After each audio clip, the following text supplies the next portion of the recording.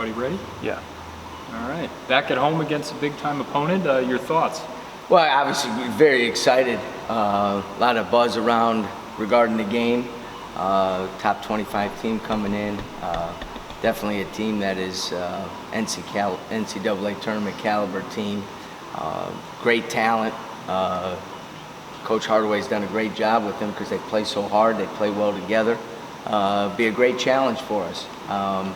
But you know, it's nice to be at a point in the program where, you know, your third, fourth game of the conference is considered a big game. And it's not just because of who's coming in, but because of where we're at as well. And so I think it's a great step and an unbelievable opportunity for us to go out there and compete against, you know, one of the best teams in the country. Late in the second half Tuesday, you almost held ECU scoreless for 8 minutes. What did you see during that stretch that could carry over? Well, you know, the last 16 minutes of the game, our defense was where it needs to be, where it was for 40 minutes against UConn. But in this league, if you don't do it for 40 minutes, you put yourself in a tough spot, and that's exactly where we were. But to our guys' credit, they kept fighting through it, really got into some more ball pressure. We're a little more aware of some of the isolations that they were running for Gardner, and a lot of credit goes to Justin Brown. You know, I thought he did a tremendous job in the second half. Castaneda kind of starting off with the ball pressure initially, and then the activity of Collins and Rideau on the wing was really, really beneficial for us as well. So we have to guard these guys. They're offensively so dynamic at every position, and then it's not just the starters, it's the guys coming off the bench as well. They're very deep. They play 10, 11 guys at times. So, you know, our defense always kind of sets the tone for us, and defense ends with getting the rebound, and we're facing one of the best offensive rebounding teams in the country. They just had 18 last night.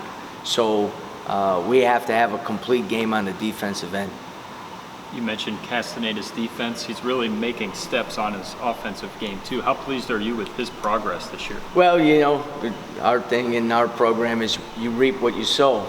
And he won the award this summer for the hardest worker and putting in the most time. He's in the gym every morning. So he's reaping the benefits of the seeds that he planted in terms of his work ethic, shooting the ball at a really good clip, especially now in the league. You know, and to his credit, and it's a good lesson for everybody, he didn't start off the season shooting well. So all that work he put in the spring and summer and fall, he didn't get automatic instant results from it, but he kept at it, and now he has. His next phase is now getting to the point where he's creating more scoring opportunities for other guys as well. And sometimes that comes with being able to make some shots, because now the defense has to honor you out there. But if you look at his progression over the last year and a half, it's been dramatic for us. Justin Brown playing the four, I mean, his rebounding is going up and up and up. I mean, just your thoughts on him. Yeah, you got to give him a ton of credit. You know, the grit and the heart that he plays with, and a lot of times, you know, outsized, outweighted the whole bit. But you can't measure what's inside a guy, and he's done a tremendous job. The 13 rebounds the other night was, you know, all guts, and you know, we always want guys to make a couple more shots, but right now you can't ask anything more than what we're getting from Justin Brown. Defensively, he's been really good, and then obviously he's picking up the slack where we're missing guys. He's been able to do a great job on the glass for us. And what's been tough, especially at ECU, you had guys in foul trouble, you know, with Mike fouling out, Manson getting 3 early. I mean, and you had BJ guarding 7-footers. I mean, what have you learned about mixing up rotations to be able to have, you know, to be able to be flexible? Yeah, I mean, obviously, you know, one of the big keys for us is our versatility, you know, and at the end of the game, we had JB at the center spot, you know what I mean? If guys understand what they need to do, our coverages don't change all that much. But, you know, the biggest thing is the defense comes down to a couple things. You can't give up transition baskets. In this day and age, you got to be able to guard the ball one-on-one. You got to be able to give help but not overhelp, so you're giving up open threes. And then you got to finish the possession with a defensive rebound. Now, the one thing that we've been able to do, irregardless who's out there, we're kind of a gang rebound mentality type team.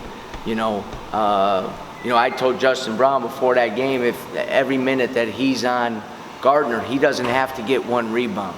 He just got to make sure that kid doesn't get one. And then the other 4 guys got to, do their job. And I think we kind of play with that mentality. Where you see it hurting us more is on the offensive end, when guys are out of position and, maybe not executing as well as we need to execute because guys have been shifted so many different ways. I think that affects us a little more on the offensive end, where timing and precision is a little more important than on the defensive end, where it's about getting in the stance and playing hard and being physical. You're a handful of possessions from probably being 11-5. Is that encouraging, frustrating, both? Well, yeah, it's a little of both. But again, I always look at the big picture and the steps that we're making as a program.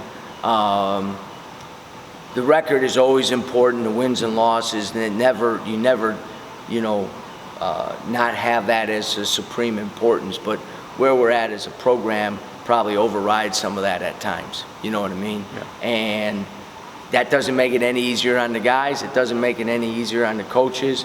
I know it doesn't make it any easier on the coaches' families either. You know what I mean? Because we're miserable to be around right now. Just due to the fact that we are getting there. Mm-hmm. But as I've said time and time again, at that point where you're so close, it's the most difficult time. And it's the time that you got to really dig down and stick with what your principles are, what your core beliefs are, and what your core values are, because that's going to get you through that. And when you break through to the other side, then you're able to look back and realize maybe that wasn't as bad as you thought it was going through it. But it's tough, and it's tough on the guys because they know how close they are. But our big thing is if we're that close, if we keep getting better, then we're going to get there. David was limping pretty noticeably at one point in the game Tuesday, fought his way through it. How's his foot responding? Yeah, and that was a different side of the foot. He took a pretty good whack coming off a off-ball screen. No foul was called on it. And he I think he got through it, and it was a little sore yesterday, but he's all right. He's all right. And the initial injury is 100% right now. Wiseman for Memphis coming up, but you do have Precious to guard in the middle and a couple of sharpshooting guards. What are your thoughts on, Memphis as a team? Well, instead of 5 first-rounders, they have 4. You know what I mean? And they're very similar to some of these other teams throughout the country that have gone with, this high-level recruiting freshman class, the Kentuckys, the Dukes, and so forth. And because of that, they're playing freshmen. They have some inconsistencies at times. I think Coach Hardaway has talked about that. But there's a talent level that's off the charts. When you talk about Precious, when you talk about, the other guys. And now they got guys coming off the bench that were starters last year, Lomax in particular, who, is tough and as great a leader at the point guard spot as anybody in the league. So they have a lot of weapons, and that's why I said your offense, you got to do a great job of taking care of the ball, and you got to be able to be sharp in your execution, and then defensively, every phase has to be spot on. You can't do a great job in transition and do a great job of rebounding, but not guard the ball. Because if you do, they're talented enough to win in any one of those 3 phases, and so that's the challenge for us. This is neither here nor there. Mike Miller's on their bench. Did y'all contain him in the title game pretty good? I do remember him trying to go behind the back, splitting the ball screen, and it was 2 points the other way. That was early. I remember that. I was like, what is he doing on that particular play? I know you didn't contain Haslam. He had a huge night. No, was it Haslam or was it the other forward? I think Haslam had a really good night. Well, the one thing, God, I thought it was the other kid. You may be right. I think that kid was from around here too, like a 6'9" forward who was really good.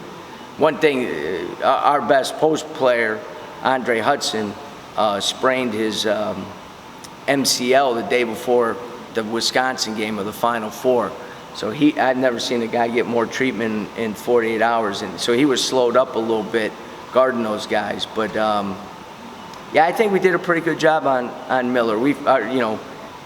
They were supposed to run us out of the place because the game before we won 40-32 against Wisconsin. But we were best up and down, and obviously with that group that we had, we were really good. So we did a good job on Mike, but obviously he played one of the coaches I worked for, Kevin O'Neill.